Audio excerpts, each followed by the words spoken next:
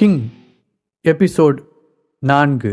தாத்தாவுடன் பேசிவிட்டு போனை வைத்த ஹரிஷ், இனி இங்கே எல்லாமே தலைகீழா மாறப்போகுது. இப்போதான் என்னோட ஆட்டத்தை ஆரம்பிச்சிருக்கேன், இனிதான் இருக்கு வேடிக்கையே என்று தனக்குள் நினைத்து கொண்டான். அப்போது சந்தனாவிடமிருந்து அவனுக்கு ஒரு மெசேஜ் வந்தது. அதில், கொஞ்ச நேரத்துக்கு முன்னாடி நான் உங்ககிட்ட அப்படி பேசினதுக்காக சாரி. சீக்கிரமே நமக்குள்ள எல்லாமே பழைய மாதிரி ஆகணும்னு ஆசைப்படுறேன்.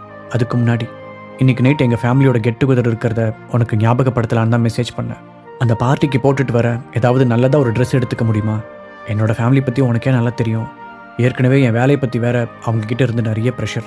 அவங்கக்கிட்ட நீ ஒரு நல்ல இம்ப்ரெஷன் ஏற்படுத்தினேன்னா அது எனக்கு ரொம்ப ஹெல்ப்ஃபுல்லாக இருக்கும் என்று இருந்தது. அதை பார்த்து சிரித்த ஹரிஷ், கண்டிப்பாக உனக்காக நான் என்ன வேணால் செய்வேன்.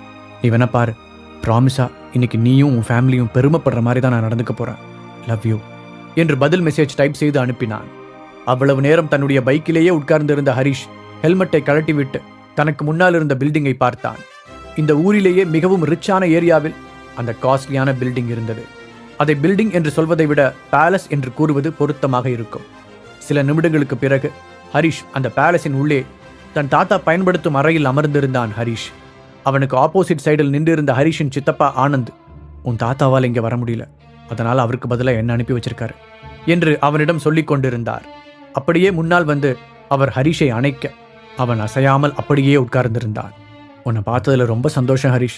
இந்த கொஞ்ச வருஷத்துல நீ ஆளே மாறி போன மாதிரி இருக்க. இந்த ஃப்ரீடமான லைஃபை நீ நல்லா என்ஜாய் பண்ணியிருப்ப போல என்று ஆனந்த் கூற அவரை ஒரு ஷார்ப்பான பார்வை பார்த்த ஹரிஷ், ஓ, என்னை வீட்டை விட்டு துரத்தி அனுப்புனது இப்போ ஃப்ரீடமான லைஃப் ஆயிடுச்சா என்று கிண்டலாக கேட்டான். ஹரிஷ், நான் அந்த அர்த்தத்தில் சொல்லலை. அப்புறம் அன்னைக்கு அப்படி நடக்கும்னு நானும் எதிர்பார்க்கல. அது அவர் தொடர்ந்து ஏதோ சொல்ல போக குறுக்கிட்ட ஹரிஷ், சித்தப்பா, நான் பாஸ்ட்டை பற்றி ஆர்கியூ பண்ணுறதுக்காக இங்கே வரல. ஸோ டேரெக்டாக பாயிண்ட்டுக்கு வருவோமா? ராஜேஸ்வரன் குடும்பத்துக்கு எவ்வளோ பணம் தேவை என்றான். அவர்களின் ஃபேமிலி பிஸ்னஸை பொறுப்பெடுத்து நடத்தும் ஆனந்த், அது ஒன்றும் ரொம்ப பெரிய அமௌண்ட் இல்லை என்று இழுத்தார். அதை கேட்டு புருவங்களை உயர்த்தி ஆச்சரியமாக பார்த்த ஹரிஷ், பெரிய அமௌண்ட் இல்லைனா நீங்கள் என்ன தேடி வரணும்னு அவசியம் இல்லையே. சரி, உங்களோட டிக்ஷனரியில் அந்த சின்ன அமௌண்ட் எவ்வளோனாவது சொல்லுங்கள் என்று கேட்டான். 8,000 கோடி தயக்கத்துடன் ஆனந்த் கூறினார். ஓ, 8,000 கோடி இப்போ பெரிய அமௌண்ட் இல்லையா? அதை விட கம்மியான அமௌண்ட்டை இன்வெஸ்ட் பண்ணதுக்காக தானே என்னை வீட்டை விட துரத்துனீங்க, அது ஞாபகம் இருக்கா? சிரித்துக்கொண்டே நக்கலாக கேட்டான் ஹரிஷ். ஆமாம், நாங்கள் தான் தப்பு பண்ணிட்டோம். நாங்கள் மோசம்னு நினச்ச இன்வெஸ்ட்மெண்ட்டு தான் இன்றைக்கி எங்களை காப்பாற்றும்னு நாங்கள் எதிர்பார்க்கவே இல்லை. சரி, நீ என்ன சொல்கிற? 8,000 கோடி எங்களுக்கு கொடுத்து ஹெல்ப் பண்ண முடியுமா என்றவரை நிமிர்ந்து பார்த்தவன் இருக்கையிலிருந்து எழுந்தான். சித்தப்பா, எனக்கு கொஞ்சம் முக்கியமான வேலை ஒன்று இருக்குது, இப்போ தான் ஞாபகம் வந்துச்சு, நான் கிளம்புறேன் என்றான். அவனை கை நீட்டி தடுத்த ஆனந்த், அந்த அமௌண்ட்டை மட்டும் நீ இப்போ தரலனா ராஜேஸ்வரன் குடும்பமே அழிஞ்சு போயிடும் ஹரிஷ். ப்ளீஸ், நான் உன்னை கெஞ்சி கேட்டுக்கிறேன். உன்னால் மட்டும்தான் நம்மளோட சாம்ராஜ்யத்தை காப்பாற்ற முடியும். நீ போட்ட கண்டிஷன்ஸை முடிக்க சொல்லி நான் ஏற்கனவே என் ஆளுங்கிட்ட சொல்லிட்டேன். ஸோ இப்போ நீ இதிலிருந்து பின்வாங்க முடியாது. இதுக்காக நீ என்ன கேட்டாலும் நாங்கள் செய்ய தயாராக இருக்கோம் என்று அவசரமாக கூறினார்.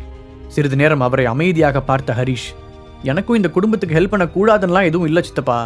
ஃப்ராங்காக சொல்லணும்னா 8,000 crore ரொம்ப பெரிய அமௌண்ட். இப்போ என்கிட்ட அவ்வளோ அமௌண்ட் இருக்கிறதா எனக்கு தோணலை.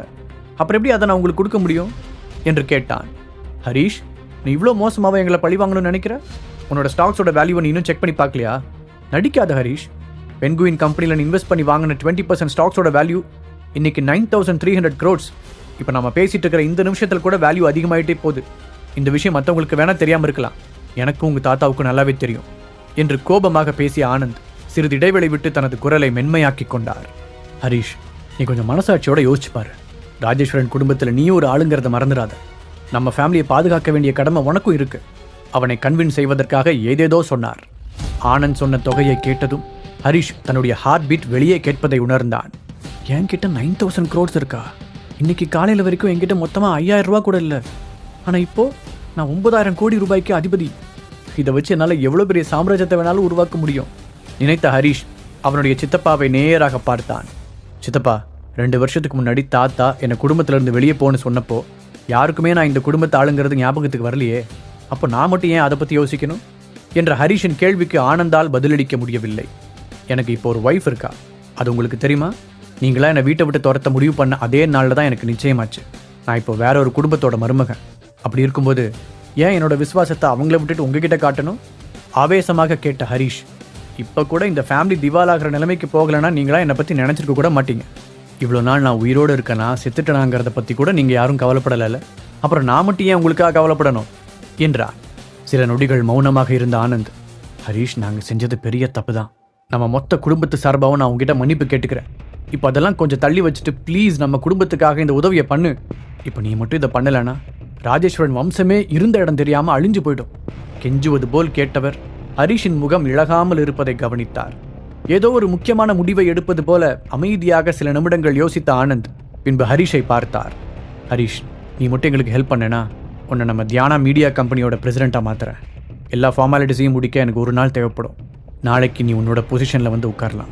நாளைக்கு இதே நேரத்தில் உன்கிட்ட ஒரு சொந்த கம்பெனி இருக்கும் என்று அவசரமாக கூறினார். அவரை பார்த்து சிரித்த ஹரீஷ், தியானா மீடியா நம்ம அகிலா சித்தியோடது தானே? உங்களோட நன்மைக்காக மற்றவங்களோட பொருளை தூக்கி கொடுக்கறது உங்களுக்கு ரொம்ப ஈஸியாக இருக்குல்ல என்று கேட்டான்.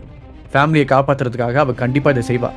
தியானா மீடியா நம்ம ஃபேமிலி பிஸ்னஸ்லேயே அதிகமான ப்ராஃபிட் இருக்கிற கம்பெனி. அது மட்டும் இல்லாமல் நம்ம நாட்டிலேயே ரொம்ப சக்ஸஸ்ஃபுல்லான என்டர்டெயின்மெண்ட் கம்பெனியும் கூட. இனி அது மொத்தமாக உனக்கு சொந்தமானதாக இருக்கும். அவர் ஹரீஷுக்கு ஆசை காட்டினார்.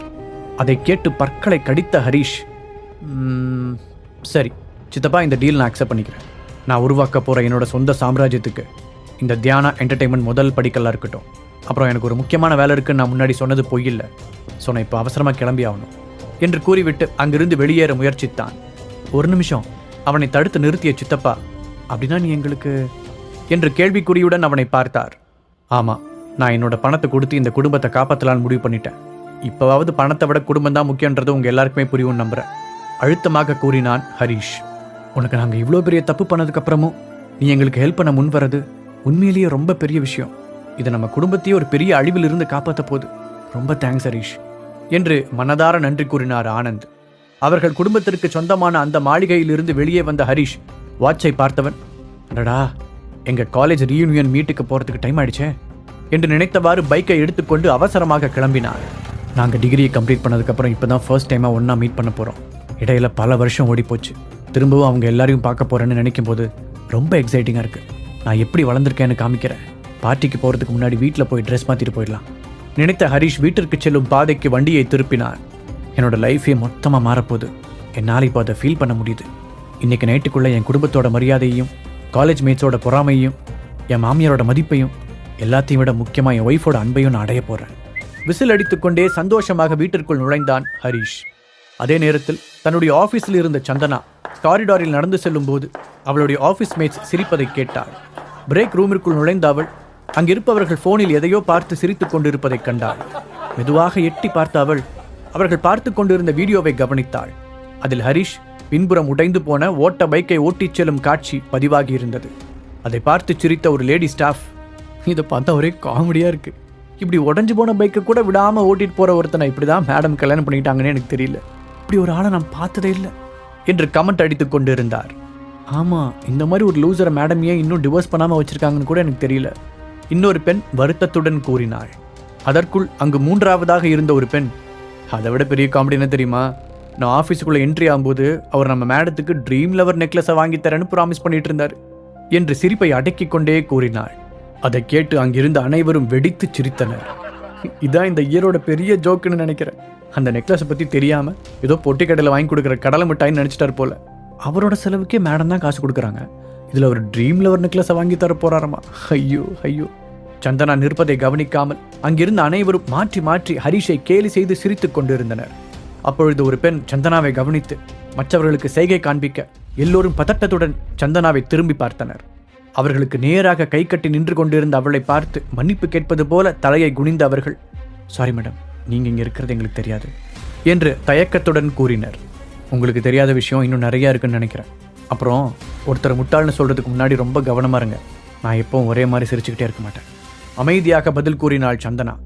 ஆனால் அவளுடைய வார்த்தைகள் ஒவ்வொன்றும் கத்தியைப் போல ஷார்ப்பாக வந்து விழுந்தது.